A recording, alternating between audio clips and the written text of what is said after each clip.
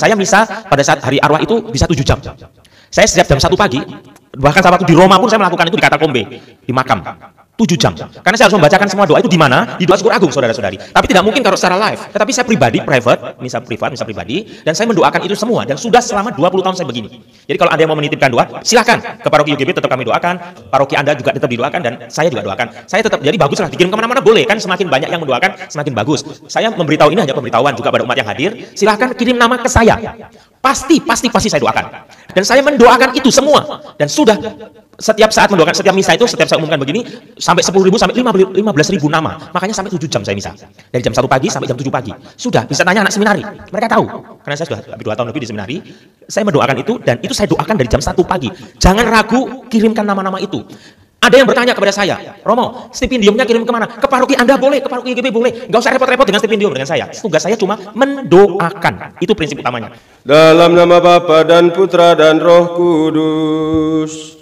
Amin. Rahmat dan damai sejahtera dari Allah Bapa dan dari Tuhan kita Yesus Kristus bersamamu. Dan bersama rohmu. Selamat pagi semua. Bapak Ibu Saudara-saudari, kita berjumpa pada pagi hari ini. Untuk pertama kali saya dalam bulan Oktober bersama dengan Romo Lulus berbarengan seperti yang lalu-lalu. Enak berjumpa kita bersama karena kita mendengarkan sabda Tuhan dan menerima tubuh dan darah Kristus baik kerinduan maupun mereka saudara-saudari umat Paroki Yesus Gembala Baik yang hadir dalam kapel Yesus Gembala Baik. Semoga kita semua sehat, bahagia karena Tuhan datang kepada kita. Bapak Ibu Saudara-saudari, bacaan-bacaan yang kita dengar hari ini, saya tertarik dengan bacaan Injil. Dalam bacaan Injil, Tuhan Yesus menyampaikan kepada kita bahwa kerajaan Allah itu seumpama pintu yang sempit. Dan setiap orang mesti berjuang untuk melalui pintu itu. Nah, Bapak Ibu Saudara-saudari, kita berpikir bahwa masuk ke dalam kerajaan Allah itu adalah sebuah jalan yang mulus seperti jalan tol. Tapi hari ini kita mendengar tidak, sempit dan setiap orang mesti berjuang. Bagaimana perjuangan kita untuk masuk ke kerajaan Allah? Santo Paulus menasihati kita hari ini untuk menghormati orang tua, saudara-saudari kita, mereka yang memimpin kita. Mencintai, menghargai mereka. Apakah kita lakukan itu dalam hidup kita? Sadar bahwa kadang kita tidak melaksanakan dan bahkan memusuhi orang tua, keluarga kita sendiri, maka marilah pada awal perayaan ini kita mohon ampun kepada Tuhan. Shalom, salam sehat, Tuhan mengasihi Anda. Saudara-saudara yang terkasih, ada 2 hal penting. Pertama adalah dari bacaan pertama, surat Rasul Paulus tadi, kita diminta berbuat baik, berbuatlah sesuatu yang baik. Dan yang kedua, yang sudah disampaikan juga oleh Pastor Cornel dalam pembukaan misa tadi, berjuang melalui pintu yang sempit. Saudara-saudari, saya mau sharing sedikit yang pernah saya sharingkan. Di sini ada Romovin juga sudah mendengar dalam misa di lingkungan. Saya bercerita mengenai pengalaman saya di Palangkaraya ini. Ini suatu pengalaman yang bagi saya menarik mengenai berbuat baik. Jadi saya bukan dikatakan hobi lah, saya itu orangnya suka kalau bekerja itu mencari tempat yang enak, yang bisa enjoy dan ya lumayan gitu loh untuk bekerja. Karena saya menyiapkan bahan untuk seminar, saya dipanggil ke Makassar untuk memberikan seminar. Nah, saya menyiapkan bahan itu, saudara-saudari, di sebuah kafe. Jadi di Palangkaraya itu ada kafe. Kafe itu saya suka kenapa ke situ? Karena sepi, karena bisa saja pengunjungnya cuma saya, sepi, besar sepi. Nah, oke, saya biasa dan di situ kerja di depan laptop gitu. Hujan, di luar hujan. Tiba-tiba, saudara-saudari, dari dalam itu saya melihat seorang kakek-kakek. Kakek, ya orang tua ya namanya kakek ya. Duduk di beranda. Dan si pelayan dari kafe itu keluar membawa daftar menu dan menunjukkan kepada kakek itu, dan kakek itu bilang, memberi tanda begitu, tangannya begini. Oh berarti nggak beli katanya. Tapi saya melihat dari dalam, saya pikir itu kakek tua itu nggak punya uang. Atau mungkin ya hanya berteduh dan lain sebagainya. Si pelayan itu masuk lagi ke kafe itu. Karena saya melihat seperti itu, nggak sampai hatilah saya. Saya panggillah pelayan. Mbak kesini, Dek kesini. Adik silakan keluar lagi dan tawarkan kepada kakek itu dan pesan apa saja, saya yang bayar. Saya bilang begitu, gaya sekali saya bayar. Tapi apa yang terjadi, saudara-saudari? Si pelayan tadi mengatakan, oh nggak usah Pak. Loh kok nggak usah, kasihan kakek itu. Kakek itu yang punya kafe ini. Saya langsung adopt dalam hati saya. Hah? Karena di pengunjung itu kan hanya ada dua. Saya lihat satu motor, motor bebek, dan satu mobil Alphard, saudara-saudari. Dan ternyata mobil Alphard itu punya kakek itu, saudara-saudari.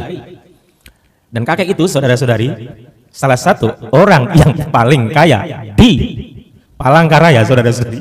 Karena yang pakai Alphard jarang di Palangkaraya. Dan apa yang terjadi? Saya juga tidak tahu. Ternyata pelayan yang melayani itu tuh bukan pelayannya, itu cucu dari si kakek itu, saudara-saudari. Kemudian pada waktu saya mau membayar pesanan saya, apa bilang pelayan? Karena si cucu aja sudah nggak ada, yang ada pelayannya. Pak, sudah dibayar sama siapa? Sama kakek yang di depan tadi.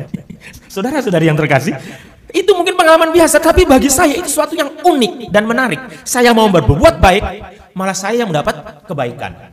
Jadi, kalau hari ini Rasul Paulus kepada surat Efesus tadi mengatakan, hendaklah engkau berbuat baik, lakukanlah yang baik.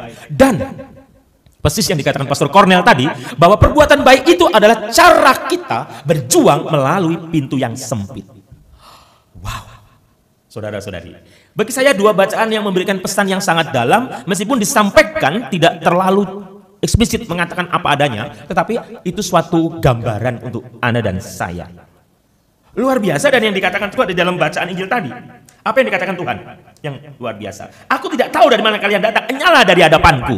Saudara-saudari, kita mungkin berpikir saya ini sudah begini, begitu, dan lain sebagainya. Dan berkali-kali dalam khotbah ini pun saya mengatakan, status Anda, status saya, hartamu, kalau saya pun punya harta, Romo hartanya apa sih? Atau apa saja, pangkat, jabatan, itu tidak bisa menyelamatkan Anda. Mungkin di dunia ini, karena Anda direktur, Anda bos, dan lain sebagainya, tas saja Anda dibawakan dan semua aman. Bahkan ada banyak bodyguard. Ada satu pejabat tuh bodyguardnya di mana-mana, saya juga heran.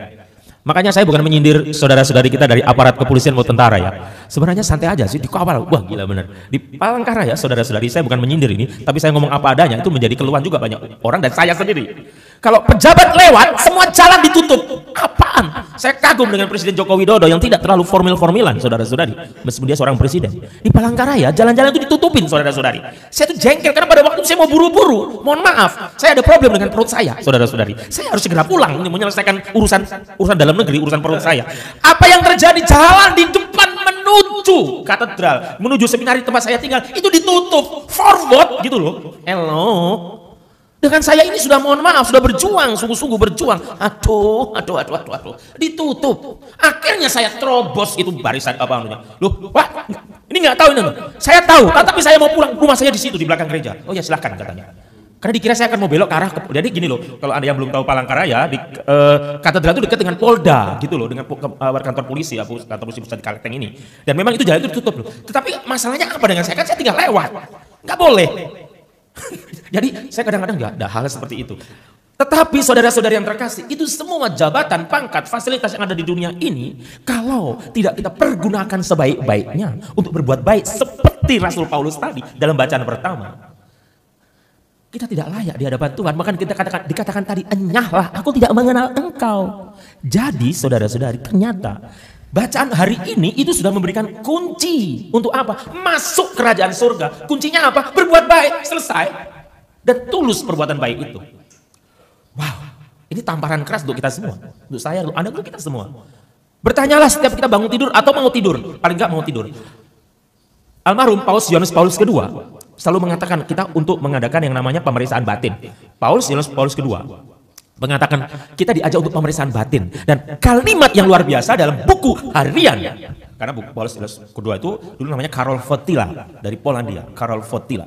Nah, beliau mengatakan apa? Mengatakan sebelum engkau tidur, sebelum engkau memejamkan mata, periksalah hari ini perbuatan baik apa yang sudah engkau lakukan.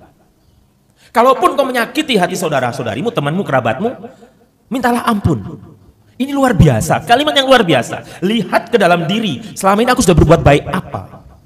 Karena itulah yang membuat kita layak di hadapan Tuhan. Meskipun sebenarnya masuk atau tidak masuk surga itu karena belas kasih Allah, tapi disposisi batin dari kita. Saya ulangi saudara-saudari, saya kalau ngomong gini dikesan kayak dosen, tidak. Saya berusaha memberikan penegasan, yaitu Manusia masuk surga atau tidak masuk surga itu sebenarnya belas kasih Allah. Ini yang harus kita pegang.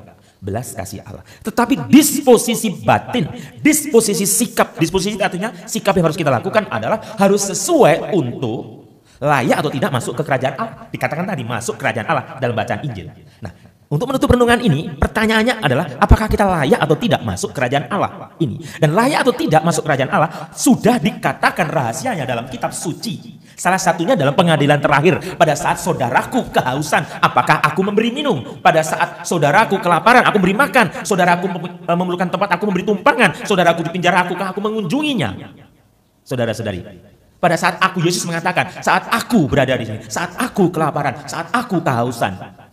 Hal penting ini yang harus menjadi pegangan kita.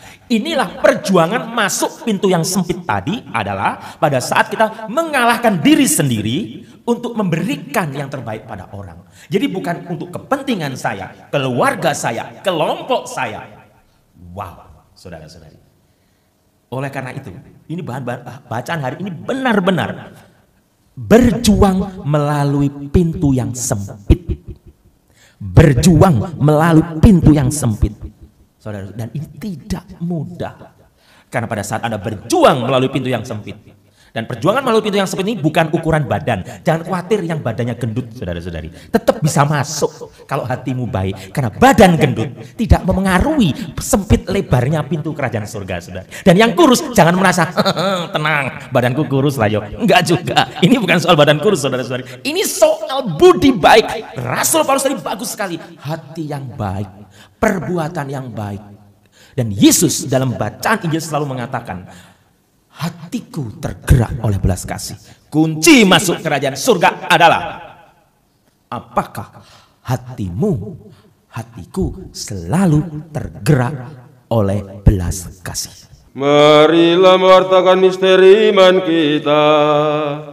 Setiap kali kami makan roti ini dan minum dari piala ini, wafatmu Tuhan kami wartakan hingga Engkau datang.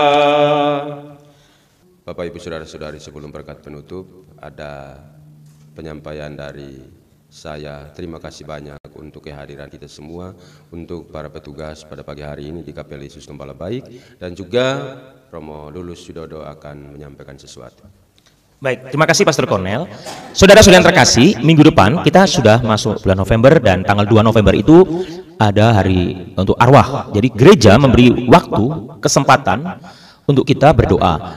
Saya tahu begitu banyak arwah, jadi begini, ya mungkin Pastor Cornel dan Pastor Win atau Anda baru tahu bahwa saya sudah mendoakan ini, saya jadi Romo baru 25 tahun dan sudah 20 tahun saya itu secara khusus berdoa. Jadi saya mengerti begini, tetap ada misa arwah, saya nggak tahu nanti itu akan diumumkan sendiri oleh Pastor Cornet, tetapi saya juga mengajak kalau Anda itu mau silahkan. Jadi begini, prinsip utamanya kalau Anda punya daftar doa untuk keluarga Anda yang sudah meninggal, silahkan diberikan ke paroki Anda juga boleh, dikirimkan ke paroki YGB boleh, atau dikirimkan ke saya juga boleh, karena saya sudah 20 tahun berdoa secara pribadi. Perlu Anda ketahui, bukan saya untuk membanggakan diri atau mengunggul-unggulkan diri, tidak. Saya sudah melakukan ini 20 tahun dan saya misa pada saat hari arwah itu bisa 7 jam. Saya setiap jam 1 pagi, bahkan saat waktu di Roma pun saya melakukan itu di katakombe, di makam. 7 jam. Karena saya harus membacakan semua doa itu di mana? Di doa syukur agung, saudara-saudari. Tapi tidak mungkin kalau secara live. Kalau secara live ya enggak, Zoom-nya bisa jebol, saudara-saudari, atau YouTube-nya bagaimana. Tetapi saya pribadi, private, misa pribadi, dan saya mendoakan itu semua dan sudah selama 20 tahun saya begini. Jadi kalau ada yang mau menitipkan doa, silahkan ke paroki UGB, tetap kami doakan, ke paroki Anda juga tetap didoakan, dan saya juga doakan. Saya tetap, jadi baguslah dikirim kemana-mana boleh, kan semakin banyak yang mendoakan semakin bagus. Saya memberitahu ini hanya pemberitahuan juga pada umat yang hadir. Silahkan kirim nama ke saya. Pasti saya doakan. Dan itu didoakan di mana? Di doa syukur agung. Anda tahu kalau tadi waktu Pastor Cornel bacakan doa syukur agung kan di doa arwah, itu didoakan. Dan saya mendoakan itu semua. Dan sudah setiap saat mendoakan, setiap misa itu, setiap saya umumkan begini, sampai 10.000 sampai 15.000 nama. Makanya sampai 7 jam saya misa. Dari jam 1 pagi sampai jam 7 pagi. Sudah, bisa tanya anak seminari. Mereka tahu. Karena saya sudah 2 tahun lebih di seminari. Saya mendoakan itu, dan itu saya doakan dari jam 1 pagi. Jangan ragu, kirimkan nama-nama itu. Ada yang bertanya kepada saya, Romo, stipendiumnya kirim kemana? Ke paroki Anda boleh, ke paroki YGB boleh. Nggak usah repot-repot dengan stipendium dengan saya. Tugas saya cuma mendoakan. Itu prinsip utamanya. Dan di handphone saya sudah masuk ratusan, mungkin ribuan sudah masuk. Silahkan kirim, silahkan ke paroki Anda boleh, ke YGB, paroki YGB boleh, boleh. Itu prinsip utamanya. Itu saja pengumuman dari saya. Bisa lewat YouTube boleh, tulis nanti akan ditulis oleh dan nama itu akan dikirimkan ke saya dan kepada Pastor Cornel. Terima kasih. Bapak Ibu Saudara-saudari, terima kasih untuk Romo Lulus yang menyampaikan rencana itu, dan Paroki Yesus Gembala Baik itu membuat novena, misa novena 9 kali, mulai tanggal 2 November sampai dengan tanggal 10 November. Setiap sore jam 5:30 itu misa dan berdoa untuk semua arwah yang disampaikan kepada kami. Dan mereka, saudara-saudari kita, anggota keluarga kita, orang tua kita hanya butuh doa dari kita. Dan kita berdoa dalam diri kita, dalam keluarga, tetapi doa yang paling mujarab itu adalah berdoa di dalam perayaan Ekaristi untuk orang tua kita, anggota keluarga kita, saudara-saudari kita. Amin. Mari kita mohon berkat Tuhan. Tuhan bersamamu Dan bersama rohmu. Semoga Allah yang Maha Kuasa memberkati saudara sekalian, Bapa dan Putera dan Roh Kudus. Amin. Saudara-saudari, pergilah, misa sudah selesai. Syukur kepada Allah.